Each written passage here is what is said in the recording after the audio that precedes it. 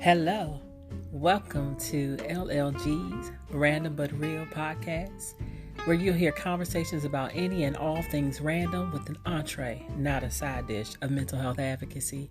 I use my performance, communication, and literary art skills to bring awareness about mental health and other topics.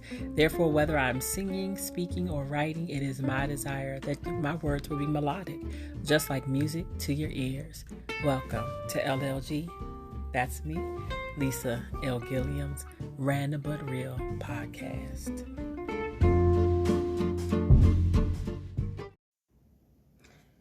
Hello, and welcome to LLG's Random But Real, where we have conversations about any and all things random with an entree, not a side dish, of mental health advocacy. I use my performance, communication, and literary art skills to bring awareness about mental health and other topics. Therefore, whether I'm singing, speaking, or writing, it is my desire that my words will be melodic, just like music to your ears. I am Lisa L. Gilliam, one singing lady, and I welcome you to this next edition of my podcast. So, as you know, Random But Real actually means that I don't really do a lot of, I plan, but I don't plan. It really is about random thoughts or things that are related to sometimes my life or conversations that I have with other people or just things happening in the world, because mental health can affect all aspects of our life. We talk about different things. And today, I just wanted to talk about some things, how my January is going. So we release this pre-recorded every 2 weeks. It drops on different platforms. And this January 2024 has been very interesting for me so far. And one of the things that happened is my phone decided to stop working, and my cell phone. And you know, I hear people all the time talk about how attached they are to their phone. And although I have it a lot of times near me or around me, I can walk away when I'm in the house. It's not necessarily always near me, but I am constantly checking emails, usually in the morning, you know, after devotions, etc., spending my quiet time with God, when I'm consistent with that. Let's be honest, need to still work on that in 2024, or I should say work on it again. Then I check my emails. Well, you can't do that if you don't have access to them. And I have, other devices, thank goodness, and can use a Google Voice number for bookings, for people who still want to schedule me. But it makes it hard when you have to do a two-step authorization, and the only way that you can do the authorization is by them sending a message to your cell phone that you don't have. And so it has blocked me out of a lot of different things. So frustrating. I have a old tablet, thank goodness. In fact, that's how I'm recording this podcast right now. And some of the applications will send it to the tablet, but I no longer have a number associated with the tablet. I can only use it on Wi-Fi because I didn't want to pay that bill. Told y'all. It might be random or real, but I'm always going to be honest. And so it's been so frustrating. It has literally been 4.5 days, I believe. Maybe 3.5 days. I have to go back and count. But the point is, it's definitely been more than 2 days that I have not had access to my cell phone. Now, if you call me, it will ring, but it's a black screen. And as you know, many of the phones nowadays are touch screens. And so I can't touch it. If I touch it, nothing happens. Even on your cell phones, you can either use face or a finger to sometimes enable or open up the phone. But you can't do that if you can't see the screen. So it's been really frustrating and irritating and a lot of different emotions. Like even getting to work. Well, I can't use any of the traveling apps because I can't see them. Now, funny enough, when I'm in my vehicle, the phone is still connected to the vehicle. So if somebody happens to call me when I'm actually driving to work or driving home or just in the car, I could actually have a conversation with those people. Didn't even think, literally maybe 2 days before the phone stopped working, I had connected my Bluetooth, another Bluetooth to it. And so it wasn't until the day after it stopped working that I was able to talk on my Bluetooth. But then once I connected to my tablet, the Bluetooth to the tablet, so I could hear while using the Google Voice number or the computer, then it knocked out the Bluetooth on the phone. So now I can't even talk on Bluetooth if somebody does call me on the phone. So when I was saying earlier about just being irritated and frustrated, those are emotions, which actually still are related to mental health. And I was going to try to find a quote about, phone consumption. And let me say as an aside, I think that one of the reasons why there's authentication, I know I just said that wrong, sorry. Why they try to authenticate, my bad. And also that's through apps or do the two-step authorization is because people are stealing. And that also can affect your mental health. And so who would have thought a cell phone would have so many different emotions, or the lack of use of a cell phone would have so many different emotions.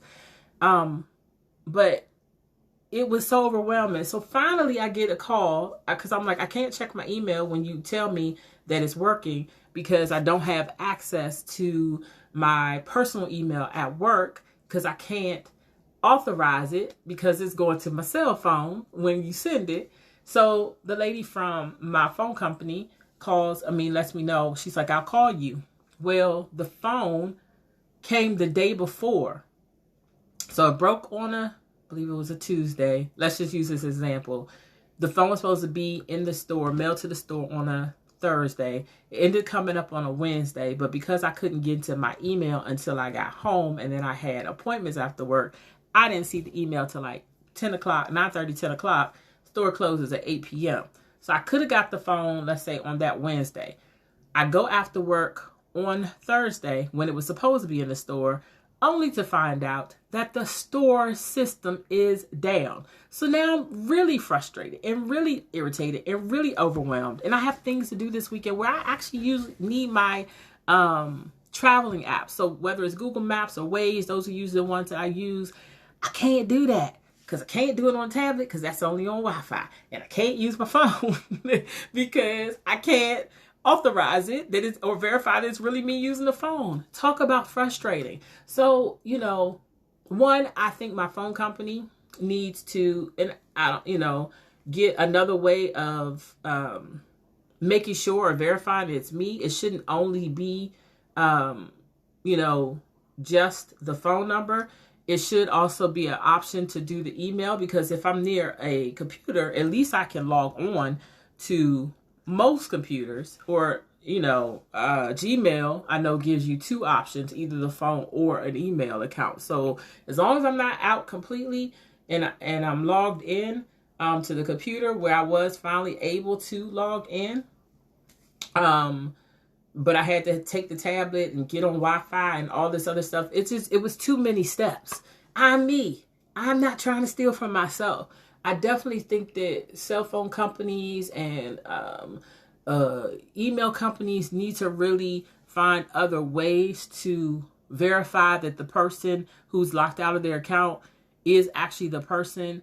And I also think that this process has shown me a lot about how much even I am dependent upon my phone, because apps are on there. A lot of the apps that I use, simply, I have a discounted movie ticket that I can't get to because I can't get on the phone because that's where it is. Just little things. It changes your plans. It alters your plans. I check my weather every day too, and I can't do that. I just told you I can't check the traffic. There's so many things that I'm not able to do because I don't have the phone. And then when I went and found out that the system was down. They were like, yeah, it's been down for 3 or 4 hours. Best bet is to come back the next day. I'm like, it's been 3 days, 3.5 days, 4 days. I don't have that time, and I'm supposed to go somewhere where I need to, like I said, use, ways to get there. Yes, I could, go old school and write down every direction and step, but I don't know if I'm gonna have the time to do that. And so the little conveniences that we may not think we need, the phone actually provides. So on one hand, yes, I'm grateful, but on the other hand, I'm just like, it's a mess if if something like this happens to you. And trying to check my emotions. Like, I literally got in the car. I cry when I'm upset, and when things have kind of changed or shifted, and I just need to release like some emotions. I'm fine with crying, and that day I cried, and I'm gonna try, again today to see if the phone will work. But I'm gonna call the store first, and hopefully, I will be able to get the phone and get it set up before I need to go on this day trip.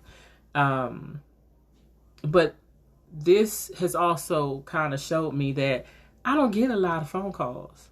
The very first day, I did have a lot of text messages because I could hear my phone vibrate, and I could tell the difference between the alarm and a phone call and when it's vibrating for a text.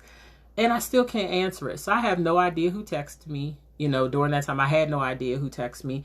I finally was able to send out some Google Voice messages, because you could text and call on Google Voice. Shout out to Google Voice, because that has definitely helped me be connected or stay connected during that time.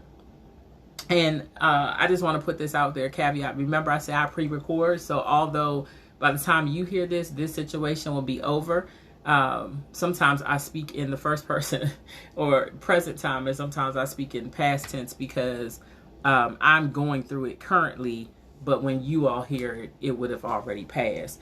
But I just wanted to know, do you all think about the connections that you have or those lost? What if there was no other number or, no other way to be able to communicate with people? How would that make you feel? What would your experience be like? Have you ever experienced either losing a phone or breaking a phone or just your phone not working? And what was that experience like for you? Because for me, it has been emotional, and I didn't expect all of these emotions.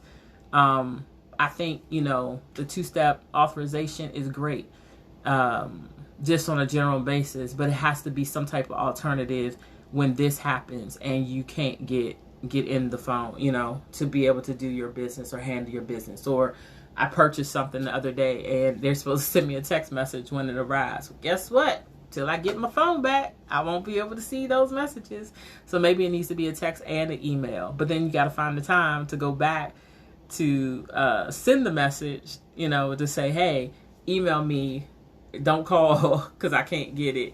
And don't send a text because I can't get it. So, like I said, mental health is or can be related to everything that goes in your life. And this situation has definitely affected my mental health, not in the sense of, I'm devastated or anything like that, but it's just been, it's brought me to a different type of reality, and how much I actually do need some of the information on my phone, and how not having that access has caused, emotions to rise. It is beyond frustrating when you need to get something and you can't get it. But I needed to just kind of get that off my chest, so much so that I recorded this even before I went to work. But yes, please, chime in. Let me know if this has ever happened to you and how you handle it. Or did you even think, or have you ever thought about how attached you are to your cell phone, or just your electronic devices, and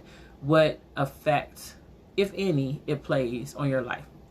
Well, this has been another LLG's Random But Real episode, and I look forward to seeing you or hearing from you during the next one.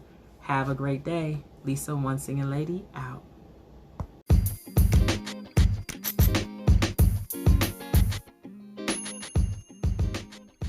Thank you so much for tuning in to today's podcast, LLG's Random But Real. I appreciate your support and your time. Until next time, please make sure you visit my website, www.lisalgilliam.com, so you can find out more information about where this podcast is streamed, about my book, about the CDs, and spoken word. Again, I appreciate your support, and I look forward to hearing from you and you all listening to the next episode. Have a wonderful day.